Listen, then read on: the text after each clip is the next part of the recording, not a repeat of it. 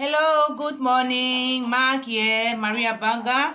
Maria Banga, your motivational speaker, inspirational author, psychotherapist, yes, specializing in relationship, wellness, and mental health, right? So it's been a while. This week has really been like papa for me, and I've been committing to doing other things on different platforms and everything. And yeah, I also did some dancing.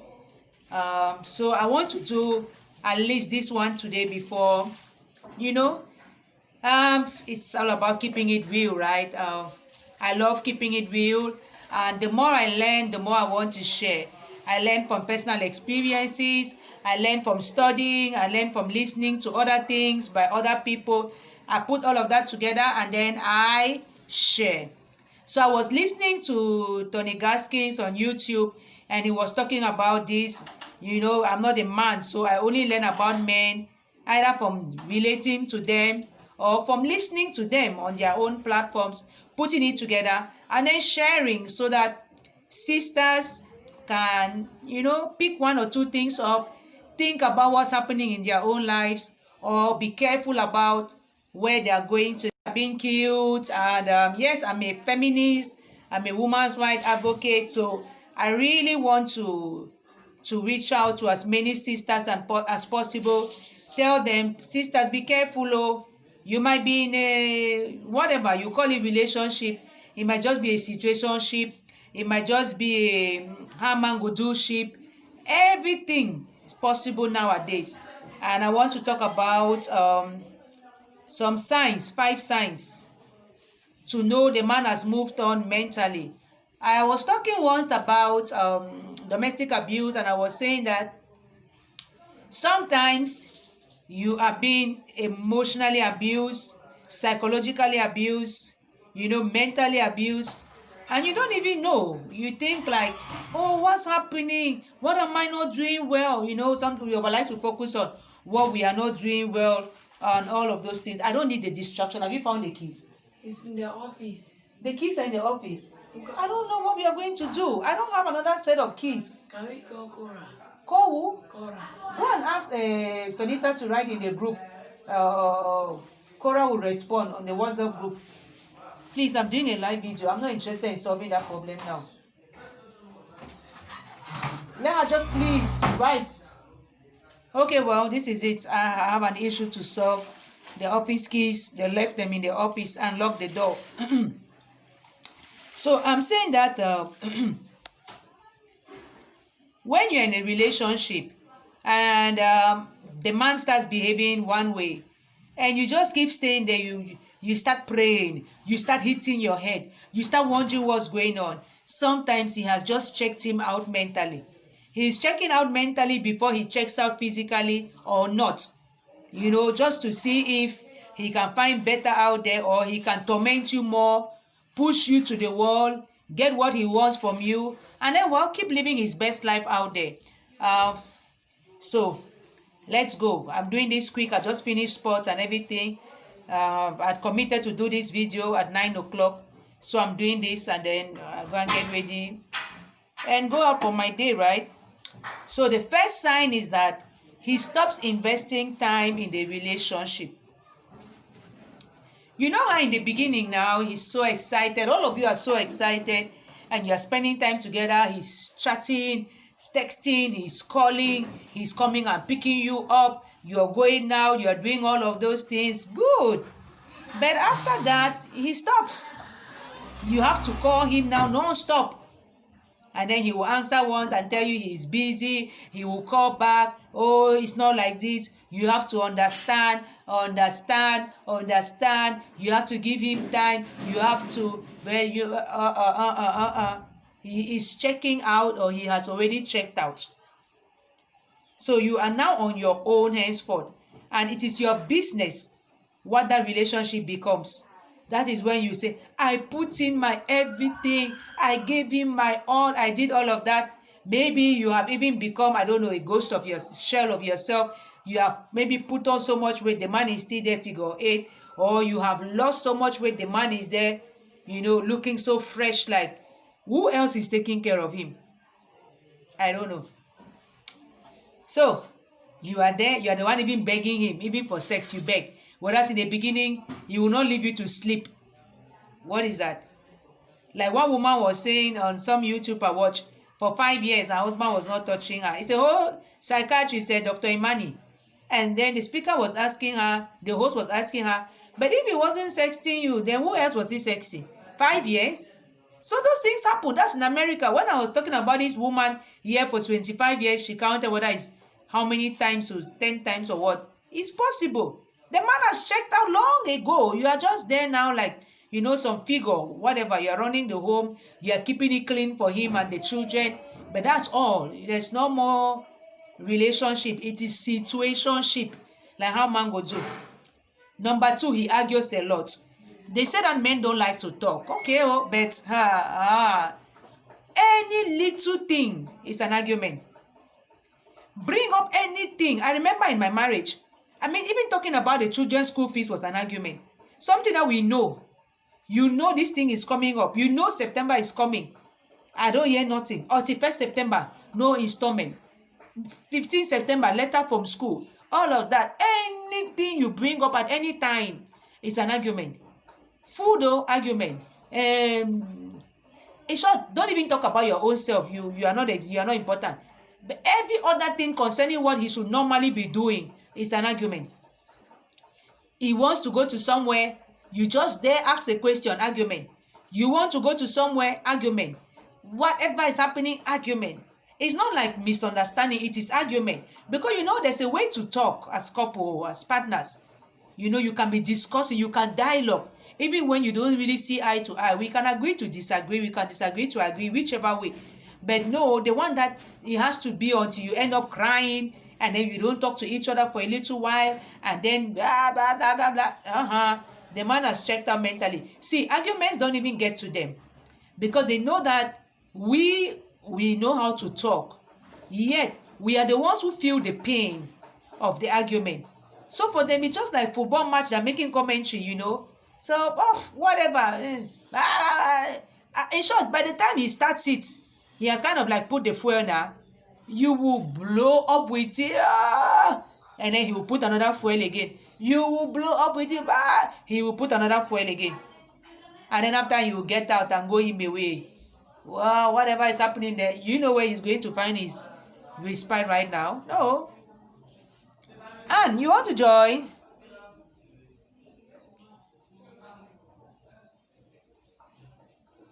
I don't know. Or if you cannot join, then, but if you can join, that would be good.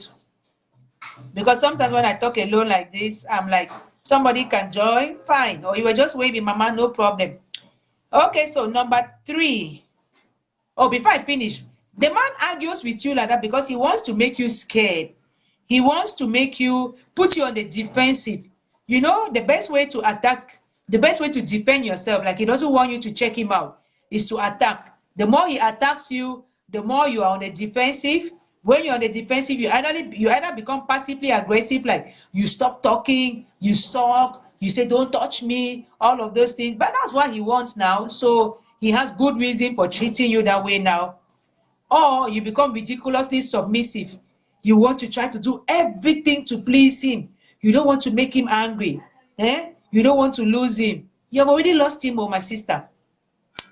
Number 3, he stops being affectionate. You know that our African men, they claim that they don't know the PDA, public display of affection.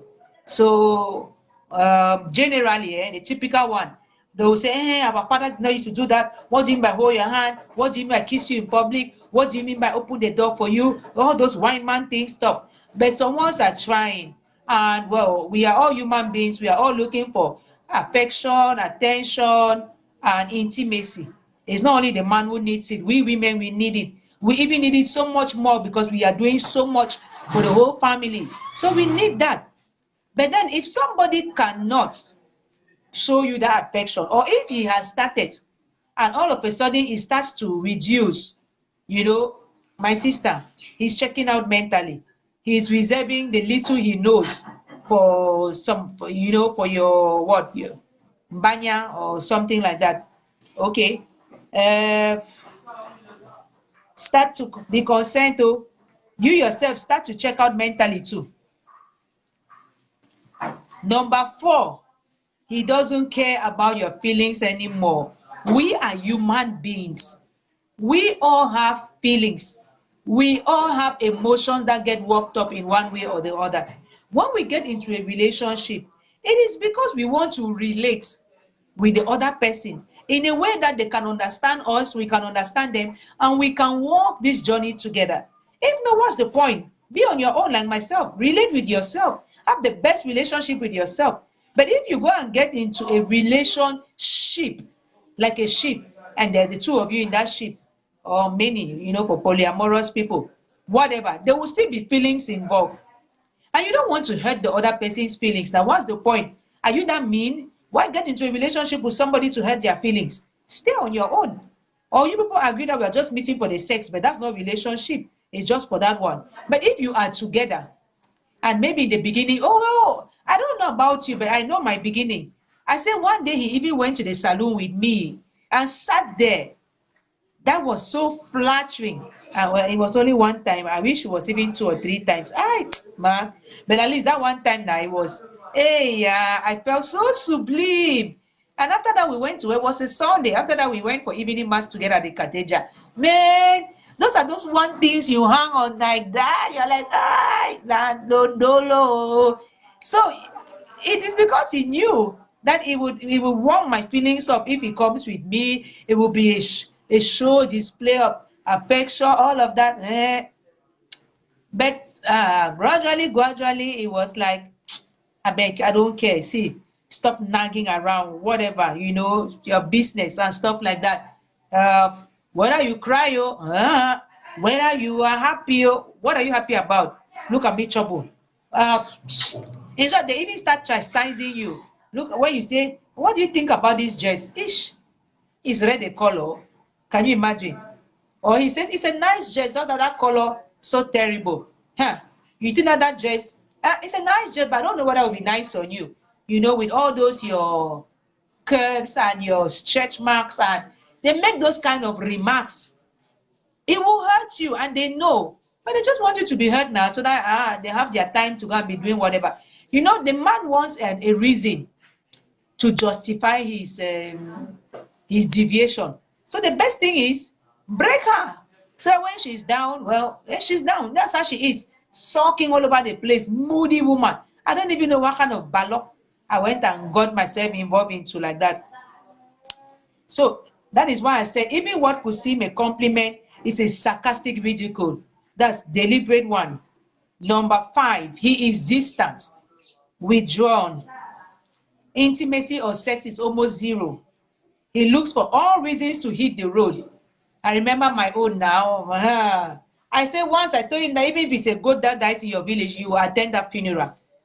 Because I said some funerals, they will tell me, but on the way, they are on the way and they're calling me to say, hey, I forgot to tell you that Roger or whosoever father or whosoever mothers, whatever, that funeral was this weekend. We are already on the way, because he just came and said he's already on the way. So if I can join him, so I park the car somewhere, I'm going with him. Or well, we are just going to, what are you going to do at that time when they tell you like that? After all, that week, everybody was north, south, east, west. He was coming back whenever, doing whatsoever. He's on the phone non-stop. And those phones have some kind of passwords. You sure don't crack your head. Mine, even at one time, he had 3 phones. There was one that was car phone, another one was office phone, another one was under pillow phone. And I did not yet have smartphone at that time. I did not know what to do with the smartphone. So he's the one he had a BlackBerry and stuff. So I was just admiring the things, but I was not allowed to touch. If I touch, hey, hellfire. And since I'm a busy person, either in my sadness or in my joy, I didn't even want me wahala anymore. But I just knew those signs. And then me myself, I made up my mind to go anyway. So I was just observing and laughing like, okay, now let's fight the fight now. At least I now know that there's nothing anymore. He is withdrawn, uh, distance. It is like you people don't want to even sit together anymore. Whereas before you sit together and watch a program on TV, now no more. Like no, no, no, no, no. If he's in the parlor, you're in the kitchen. If he does not even come to the kitchen anyway, mine did not used to come there. It's not like these boys, they do things in the kitchen. No, no, no. My own was a king. He sits in the parlor, you bring food, he eats, he gets up, he goes. The sister will clear the table and stuff like that. I did not like clearing. I've never loved clearing the table for somebody. I don't know why somebody cannot clear their own, take their own plate to the kitchen, at least that small one like that. So seriously, I don't think I'm a very good housewife or wife as far as clearing people's plates is concerned. I think you can just remove that plate and go and put it in the sink or put it in the dishwasher or even wash it. What will happen to you? Why should you sit there, wait for me to cook, carry, come and put? That one is no problem for me. But then finish eating, get up, carry your legs, go to the room. But you cannot carry that plate and take to the kitchen, which sometimes is even closer to the table than the room. I think that we have had it more than enough. We have to change those things. I don't care what people say, oh, you are indoctrinating women and all of this is nada. And so when the man, and I'm talking about men who used to even do those things in the beginning, they stopped doing it. Eating even for him now in the house is like a compliment. He can come and look at the thing like my own used to come and look, check if there's enough meat or whatever, if there's fish or chicken. I mean, even try to see if he can smell it, and then either just abandon the thing there and go, bait where he's close, going back out, or in a relationship that he has checked out mentally. Sister, seriously, if you are still hoping is for you, I know that some will hear and then still continue to hope. I know the tongue make some man come out though. I'm talking for those who want to hear. If you don't want to hear, don't hear. Okay, so sex, seriously, if you cannot even have that one in the relationship, where are you going to have it? Because if you start going out to have it, yeah, you know how a woman's own infidelity will make headlines forever and ever. People are still talking about Jada's entanglement, singing it, analyzing it, the whole place, blah, blah, blah. Nobody will rest. But some other people, some men will have one, two, three, four, five, even the children out there. Oh, that's so man picking them day now. That's so man picking them day. Okay, well, so a lot of men would check out like this mentally before the complete crash of the relationship, in case it crashed. Because some of them will check out mentally and yet still be there physically for years.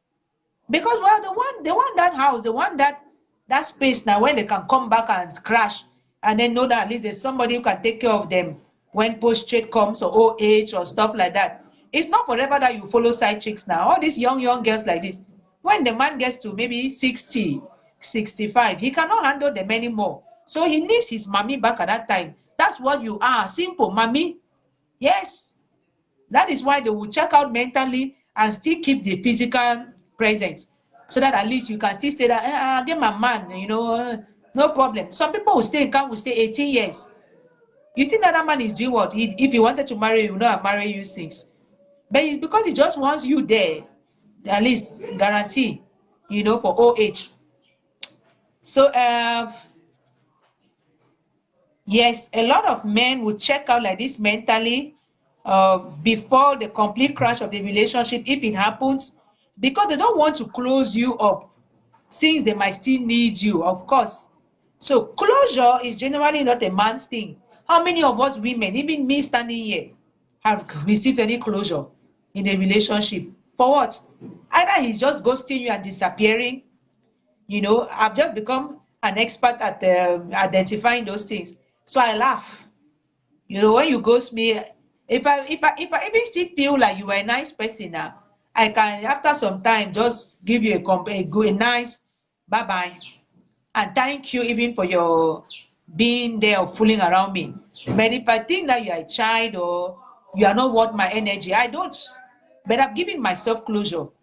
But I don't waste my time to try to find out, oh, what's going on? Why are you behaving like this? Couldn't you tell me? Bang, bang, bang, bang, bang. A man would think that if he closes you up now, and then, well, he doesn't see better out there, or maybe what he was trying to follow is not following him back. A man might be following some young girl or some whatever out there, and then well, he's not followed back. And so you follow until you get there, say, I better go me back for Maria after all. She will always receive me. She'll say, oh, God has given me back my man. Praise the Lord. Hallelujah. You even offer thanksgiving. Hallelujah. Another baby enter. Oh, we celebrate. After a little while again, he starts another chasing out there. So that is the whole thing. So for you to protect yourself, either you give yourself closure and say, okay, me and the go me, or you give yourself closure and say, I beg me to start following my different interests out there. It must not be a man. It can be a cookery thing. It can be a YouTube channel. It can be a girlfriend's network. It can be anything. But start having another life. Don't make it like that man is your alpha and omega and your beginning, end, and everything, the reason you are living and all of that. You will only hurt yourself, not that man. And a man will lie if you even ask him, but if you don't want the relationship again, why you not tell me? He will say, I don't be one hurt your feelings. Which feelings? He's already hurting the feelings. So if you tell me, that's just like, I beg, cut it short, let me go. Don't say, I did not want to hurt your feelings. Some would ghost you, go 5 months, come back, 2 months, come back, reply to a text on Monday, you write to Sunday, reply again the next Monday, and be telling you some stories. He's simply not closing you up because he needs you. He wants to know that there's a net. If I fall, somebody will catch me. If I go and wound myself, even if I go and contract AIDS, STD, anything, I come back, there's still somebody there. That's all. So these are the 5 things I wanted to share before I go and get ready to start my day. It's been a week, I've not done it, and I wanted to, but tomorrow I'll take my time during, I don't know, maybe at 10 o'clock and look at red flags. I will keep talking about red flags because it looks like this pandemic is making people go really crazy and they are killing each other. Sadly, I've only been hearing about men killing women. It's like, please protect yourself, especially during this period. And if you're not in a relationship, don't rush to enter into one. Oh. Some of us who have been in and come out and are even nice enough to be sharing like this, you care, you listen. You care, you don't listen. You say, I old. Maybe not be the pray fine, be foolish. Yes, I be foolish. But now I'm sharing my foolishness with you and my small wisdom so that it helps you. So you don't go and get foolish. You don't go and get hurt. Especially if you are still young. There's one 23-year-old, the one I was talking about. The thing is like, I think she's already scattered because, hey, he's coming, he's giving like this, doing like that. And I'm like, I'm not even championing any racing or stuff because I'm not sure she herself knows what she wants. If you are taking small from him and stuff, $100 stuff, let me not put my mouth in there again because after all, soon Mark will be the bad one. So I think I should also withdraw myself from emotionally getting involved in these cases. Even talking about them, let me focus on some other things, just general awareness raising. Et voila. So thank you, grandson. Who was that? Linus. Thank you. Me, I just talk me my thing and go. So when anybody joins, I say thank you. But generally, I'm like, this is my own. So I'm not going to say share, join, run. Ma go now. Funky Friday, everybody. God bless us all. And yes, I'm so grateful. My father is much, much better. And that's life, right? Okay.